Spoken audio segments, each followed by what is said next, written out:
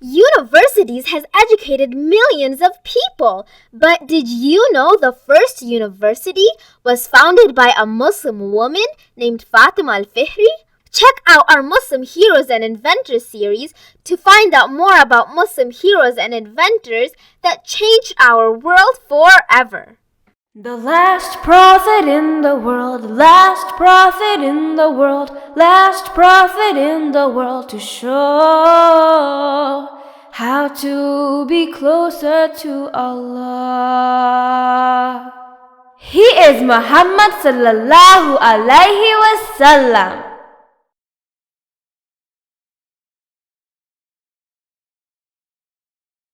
The Muslims were in a good position after they controlled the Quraysh with the peace agreement, and the Jews with the Battle of Khaybar, and the Bedouins with the different sudden attacks.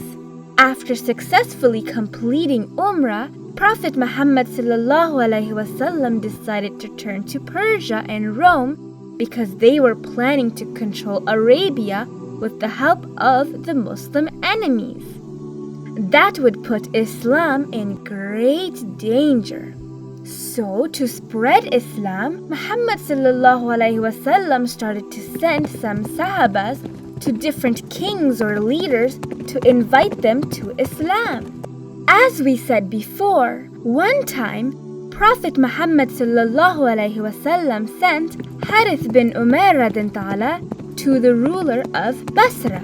On the way, when he reached the border of Syria, the place of Mutah, the bad ruler of that place destroyed him and wanted to fight the Muslims. Because of that, the Prophet did not have any choice. So he immediately sent 3,000 soldiers to fight. It was one of the largest armies after the Battle of Trench or Khandak. The Prophet told the soldiers that his beloved adopted son, Zayd radin would be the first commander-in-chief. If the enemy destroyed him, then Zafar radin would then become the commander-in-chief. And if he was destroyed, then Abdullah bin Rawaha would be in charge as the commander-in-chief. When they reached Ma'an, they got the news that the ruler of Mutah was waiting to fight with the Muslims with 100,000 Roman Christian soldiers. Unfortunately, this was the first battle between the Muslims and the Christians. The Muslim soldiers did not know what to do with only 3,000 soldiers. They knew that it would be impossible to win against 100,000 soldiers. After 2 nights of discussion about the situation, finally the brave Muslim Abdullah bin Rawaha gave a speech to encourage the Muslim soldiers to fight against the enemy.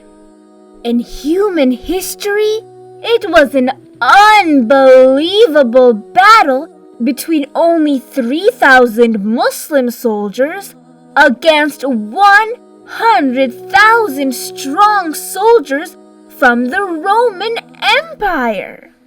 The brave Muslim soldiers then moved to battle in Mutah. Both of the armies stood face to face. At first, the Muslims invited the Roman soldiers to accept Islam, but they refused to do that. And within a short time, the Battle of Mutah started. Every Muslim soldier in that battle was fighting bravely. The Prophet's adopted son, Zayd bin Harith was doing a great job as commander-in-chief. But suddenly, he was hit and died. Automatically, Zafar then became commander-in-chief, was doing his job very bravely. Suddenly, he lost his right hand, but he kept on fighting, doing his job until he lost his other hand, and within a short time, he also died. Then the brave Abdullah bin Rawaha became the next commander-in-chief. Sadly, he also died within a short time. After all of the commanders-in-chief died, the Muslims became worried and did not know what to do. Then another brave Muslim advised choosing Khalid bin Walid as their next commander-in-chief. He was a great fighter and became a very smart commander-in-chief. He started to fight with all of his strength in order to protect Islam. He broke 9 swords while fighting in the Battle of Mutah. When the sun had set, both armies went back to their camp. In the meantime, Allah subhanahu wa ta'ala sent the bad news to the Prophet. He became very sad and gave that news to the Medina's Muslims.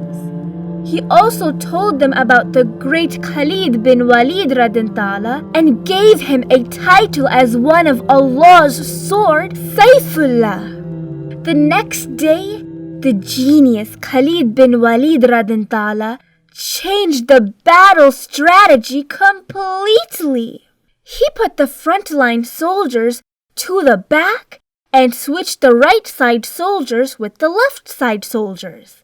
When the Romans saw a different setting in the battleground, the Roman soldiers thought that more Muslim soldiers joined them and became very worried. In that battle, the Roman soldiers were very surprised by how a small Muslim army was fighting so bravely.